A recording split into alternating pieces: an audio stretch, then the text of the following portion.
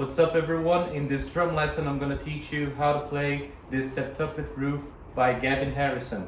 This groove is a selection from a song called Cheating the Polygraph by the band Porcupine Tree and taken from the album New Recurring, released on 2007. I divided this lesson in 3 parts, and for this section of this lesson I'm going to talk about Gavin Harrison's approach. First of all, I have to clarify that Gavin himself doesn't consider this groove to be a 16th note septuplet groove. He likes to think of it of a fast 7/8 bar formed by 2 smaller 7/16 groups. The whole intro and verses are in 7/8, and at the same time we have this evenly spaced downbeat. So when we isolate this idea, we can think of it in 4/4 and internalize this feeling and subdivision. In my defense, and in this video, just forget about the chorus and everything else. I'm not gonna talk about the whole song. I just want to focus on this groove specifically. I did all the math, so don't worry about it. And I'm going to clarify the theoretical and small changes that I did so we can actually understand all exercises properly. First, like I said before, Gavin created and thought of this groove in 7/8 and in 112 BPM.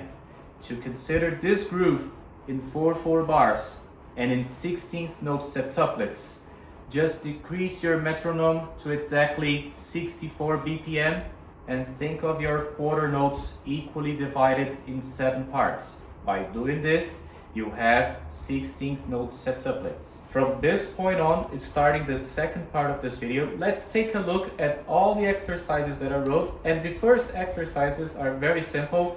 Let's play single strokes and 16th note septuplets on the snare drum or on a drum pad.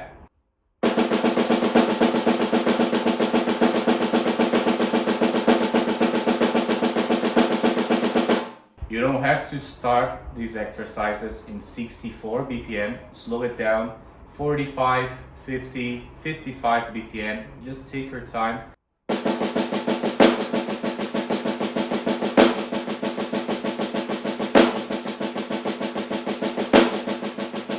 In exercise 2A, we're gonna play single strokes on the hi-hat and keep regular time. Bass drum on the first and the third beat, and snare drum on the second and fourth beat.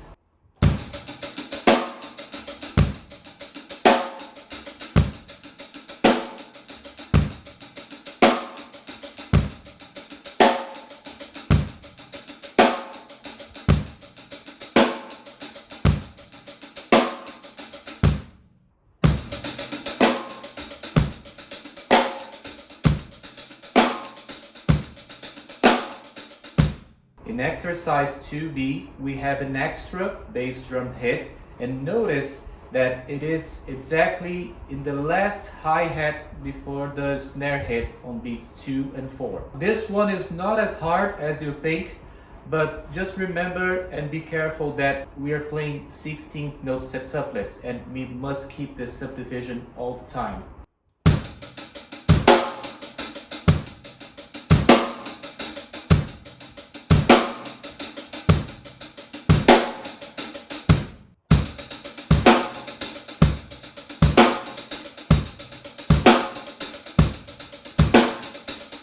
In exercises 3A and B, we're going to change the pattern being played with our hands. We are not going to work with single strokes anymore. Now we have this 14-note pattern being played all the time. Memorize it, and as I said in the first exercise, you can also practice this one on the snare drum or, if you want, on a drum pad.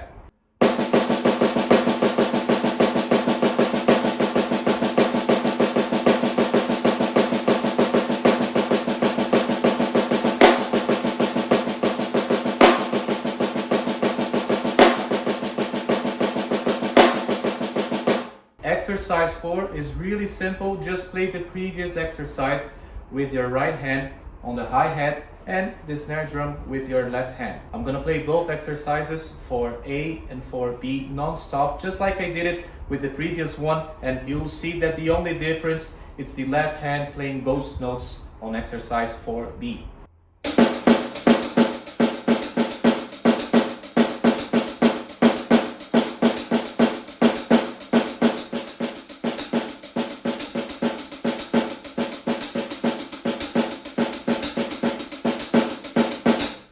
exercise 5A, we're gonna add an extra snare hit on beats 2 and 4. And take your time with this one, because from this exercise to the last one, I want you to think about and listen to the actual groove. And what I mean by that is, don't think about patterns and sequences. Try to avoid that from now on. We already developed this idea at the beginning, and I think it's best if you just try to listen to the groove.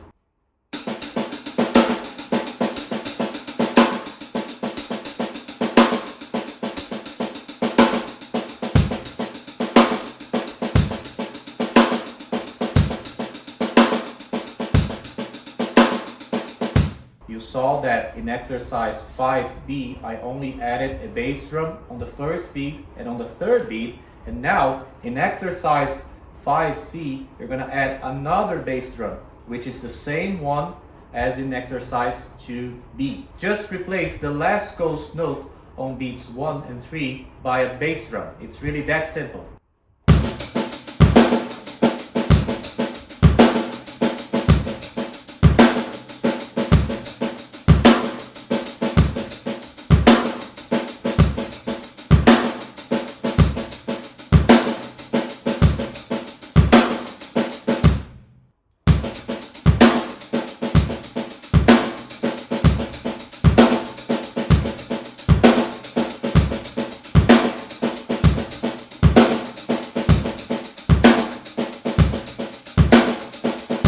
In exercise 5D, let's pay attention to beats 2 and 4, and specifically at the end, the last 3 notes. If we isolate this part, you can clearly see that we have been playing snare, hi-hat, and snare. And for this exercise, you're just gonna play ghost notes on the snare drum, following the same pattern.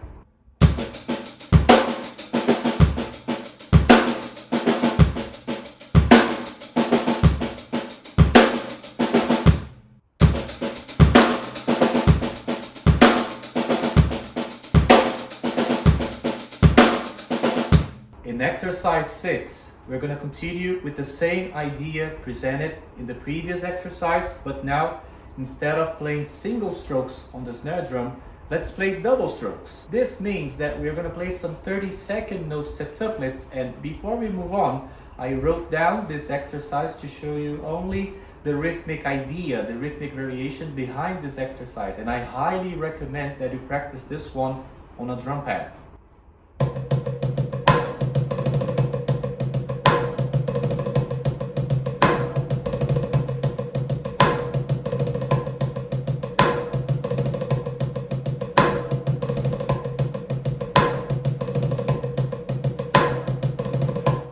In exercise 6B, we're coming back to the drum set and applying the same principle as the previous one.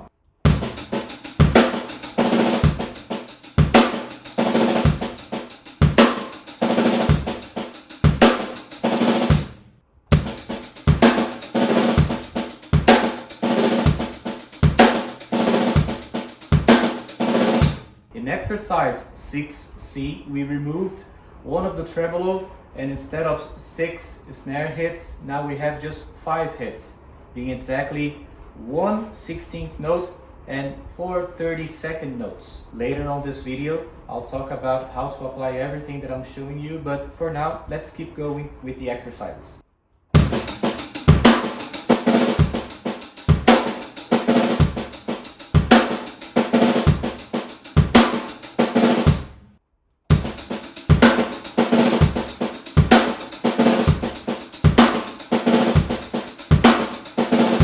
In exercise 7, let's talk about the open hi-hat, and I wrote down 3 exercises, 7A, B, and C, following all the possibilities and exactly what Gavin played on this intro. First one, exercise 7A, is the most basic.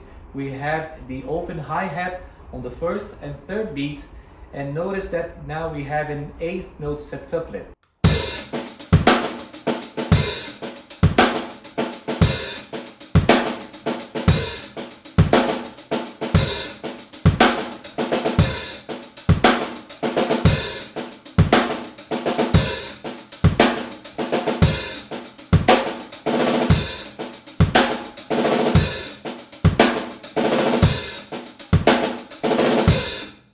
last but not least, exercise 8 is what I call the mini drum fill exercise.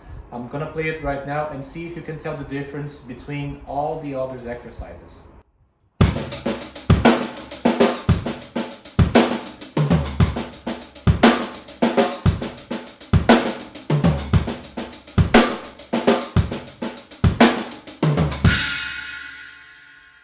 You saw that on beats 2 and 4 we have these ghost notes and a drum fill, and I wrote down this variation as an exercise because Gavin played exactly this on the last part of the intro.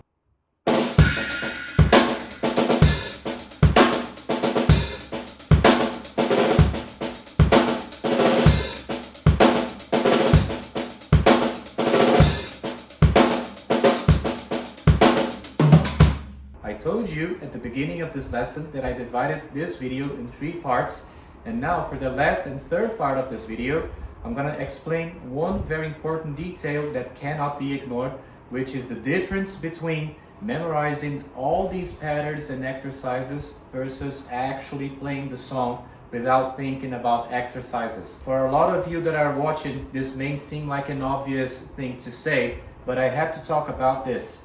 There's one side of it where we study, we practice with the metronome, we read all the drum sheet and constantly repeat every exercise. Sometimes for 30 minutes, sometimes we need a week or 2 weeks to actually get it. And there's the other side where we just play and think about nothing. We just enjoyed it. And how can we do that when we are talking about this 16th note septuplet groove with lots of ghost notes and mini drum fills and different variations? And in this case, just know that you don't have to memorize every single ghost note and every small detail that Gavin did in this groove. For example, if you listen to the track on the EP released on 2007, and if you watch the live version on YouTube and compare them, you will see that they don't match. The drummer is the same, the phrases are the same, the song is the same, but is he playing identically like the track on the album? No. And how can you do this? Think about the basic groove. Think about the basic rhythm that you must follow in order to play the song freely. In this video, I showed you what he did. I transcribed and did a lot of exercises, but you don't need to replicate it identically. By knowing what the main idea is, just interpret all these exercises that I wrote down as variations, so you can play all of them without disfiguring the song and the main idea. By doing this, and sure, by practicing a lot, you'll be able to play without stressing and thinking too much. That's the end of this lesson. I really hope you guys enjoyed it. Please leave a like and subscribe, and if you want to take a look at the PDF file, just take a look at the description down below. Leave a comment if you have any questions at all, and thanks for watching. I'll see you in the next video.